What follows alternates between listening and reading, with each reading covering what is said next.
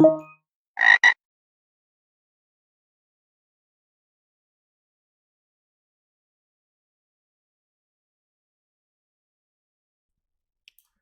everybody, this is a guided walkthrough for the Input Injection 1 challenge from the picoCTF platform as part of their Pico Mini by CMU Africa event. It's a medium level challenge in the binary hacking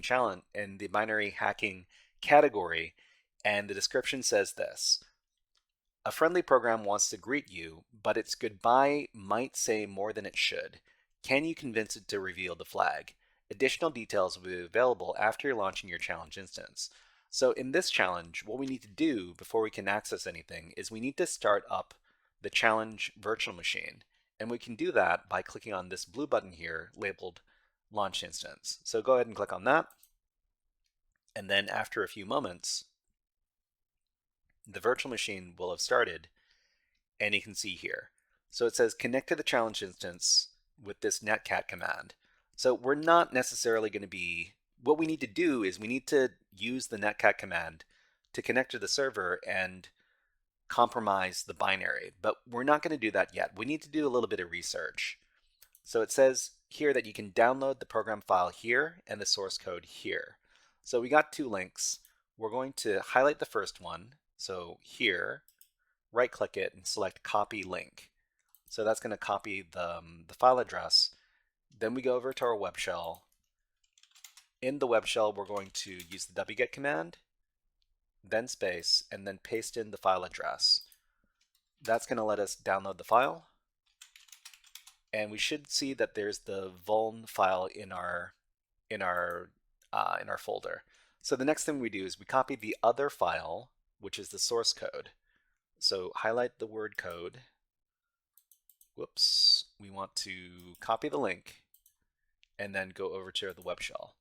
In the web shell, wget space, paste in the address, press enter, and then now we've got two files that we've downloaded to our directory here. Okay? The next thing we need to do is we need to make this file executable. So this file by itself, this is the file we need to investigate. It's not executable, and if we can't execute a binary, we can't compromise it. So we need to make it executable with this command here, chmod +x /vuln. So after we do that, we see that the file is now executable. You know that a Linux file is executable if you take a look at it in the list view, and it's got an X over here. Okay? So the other thing that we downloaded this file that we need to compromise to finish the challenge. But the other thing we downloaded was the source code. So vuln.c is the code that was used to create this particular binary. We take a look at it, vuln.c. We see some C code. We're interested in taking a look at the C code because inside of these binary hacking challenges, the C code is provided to us so that we don't need to reverse engineer the binary in order to understand how the binary works. So it's important that we take a look at the binary source code to understand how the binary works. So we're just going to run nano vuln.c, and the good thing about this is that it does some syntax highlighting. So it'll highlight some particular keywords so that you don't need to strain yourself to understand exactly what parts of the program are doing what. So let's talk a little bit about what is happening inside of these functions. So we got a main function here. It's got a variable named name, which is 200 characters long. It prints out what is your name, and then it runs the fgets function. So fgets is a function inside of C that is able to retrieve user input and save it to a variable. So in this case, fgets is going to save the user input to the name variable, and it's going to assign it a size, a variable size equal to size of name with standard in, and then it's going to save this to the name variable. So this is what we need to understand. And then it runs this other function called fun. It's a fun variable. Is it a fun variable or is it a function variable? It's one of these. But it runs fun, this function with name, so the variable that it gets from the user input, and it also runs it with uname. So in order to understand what's going on here, we need to understand the fun variable as well. So let's go down. So here, this is a function called fun. It takes in a name variable, and it takes in a command, well, okay, not a variable, an argument. So the name argument and the command argument, or the parameter. And so it takes in the name, which is user supplied input, and it's got a command. So we see here that the main function runs fun with the name, which is the user supplied input, and the uname command. So what is the uname command? The uname command is being run as command. So it copies the command over to this other variable called C. So the C variable, we see that the C variable and the buffer variable, they're two variables in the function that have been given different sizes. So the C variable is given 10 bytes, and the buffer variable has been given 10 bytes. The C variable is actually being used to run a system command. So a system command in C is a function that runs an OS command, an OS command, an operating system command.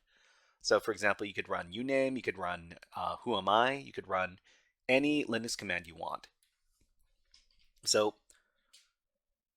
what we need to understand is that the fun function is taking in the name variable that is user supplied.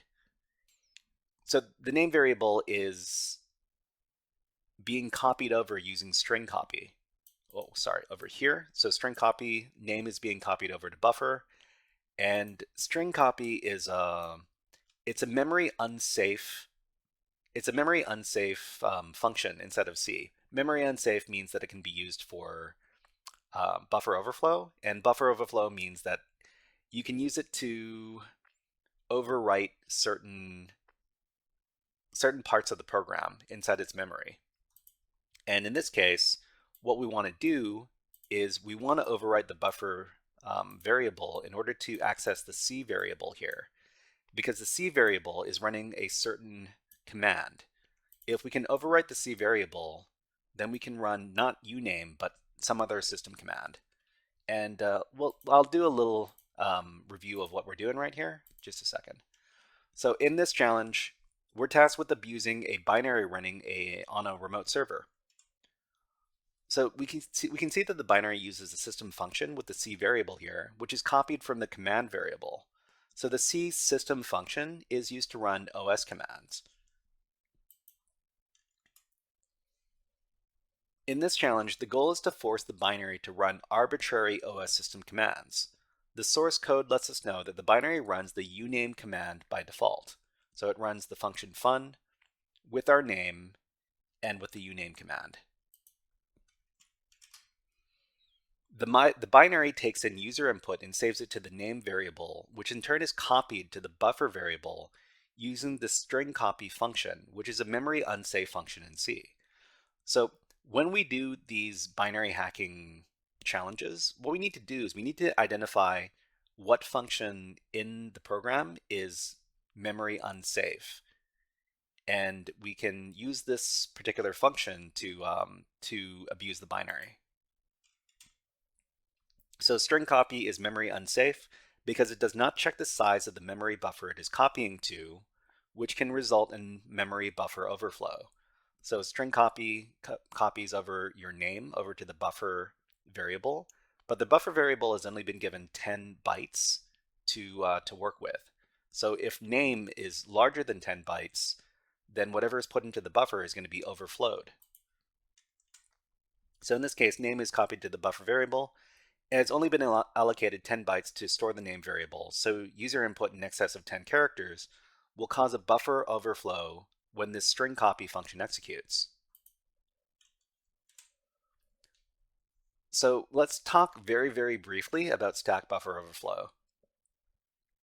As normal variables, both the buffer and the C variable, which is the system command, are initialized on the memory stack, and the C variable is initialized first. So initialize the C variable, and we see that it is populated with the word uname, and then there's the buffer variable over here. So if the buffer variable is overflowed, it overflows into the C variable, and we can run any system command that we want through the variable overwrite. So the buffer variable is here. We control it through user input. If we overwrite the buffer, it will go from here, fill up the buffer variable, and then enter the C variable, and then we can supply a user input. So let's demonstrate. Okay, so in the web shell, we've got our vulnerable binary here. So when we run the binary, it asks, what is your name? So we know from the source code that we only have 10 bytes to work with before buffer overflows. Let's just pretend that we're using this as intended. So what is your name? The Shy Hat.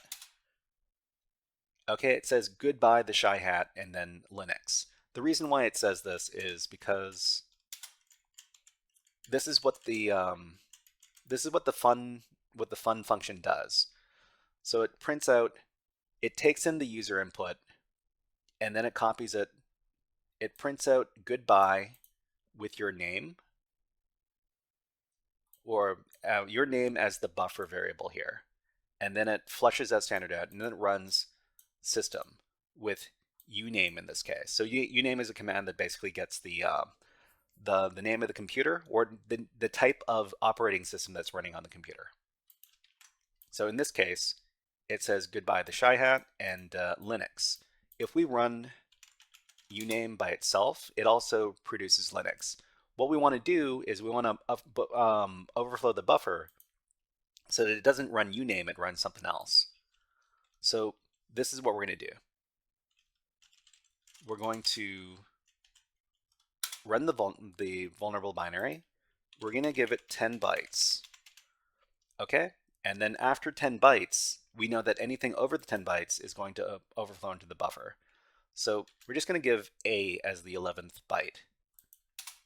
So after we run the program, it says goodbye our name, but it says A not found. A not found means that it was trying to run a command called A.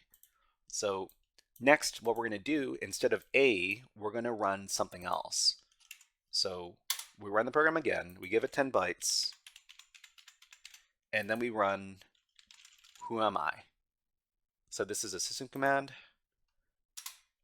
Now it says goodbye 1 2 3 4 5 6 7 8 9 0. Who am I? And then it gives our username, the Shy Hat picoCTF. So now we know that we can overwrite the buffer in the program, and we can run any system command we want. So who am I? We can also run, I don't know, ls-la to get the contents of the directory. And from here, we know that we can abuse the binary to, well, to do anything we want. So let's go ahead and put this into action. We only have a minute left. Okay, let's do this in a minute. So we're just going to copy the netcat command that is going to be used to access the binary. Okay. We're going to paste in the command we can use to access the binary here.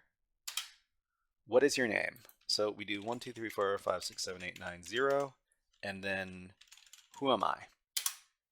Okay, so it says goodbye, and we are a CTF player. So CTF player is the name of the account that's being used on the system. We can also do this again, and then do ls-la, and then it tells us that this is the contents of the server. We got our flag.txt file that we want to access, so we're just going to run the thing again, and then we're going to give the command to read the flag. So cat space flag.txt, and we got it. We got the flag. We were able to overwrite the C variable and then run whatever we wanted, and then we used it to get the flag.txt file. Okay, so we copy this, we go over to picoCTF, we paste in the flag, and then we submit the flag. And then we're done. All right, everybody, that was the input injection 1 challenge over at picoCTF.com or .org. If you enjoyed this guided walkthrough, please click on the like and subscribe buttons on the video and leave a comment underneath the video. But until next time, HackerFrogs out.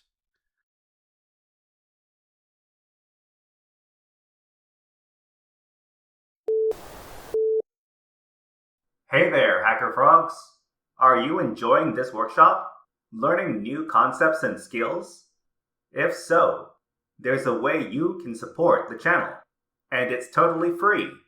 Just click on the subscribe button below the video. Also, click on the like button, and if you have questions or comments on this workshop, please leave them below the video.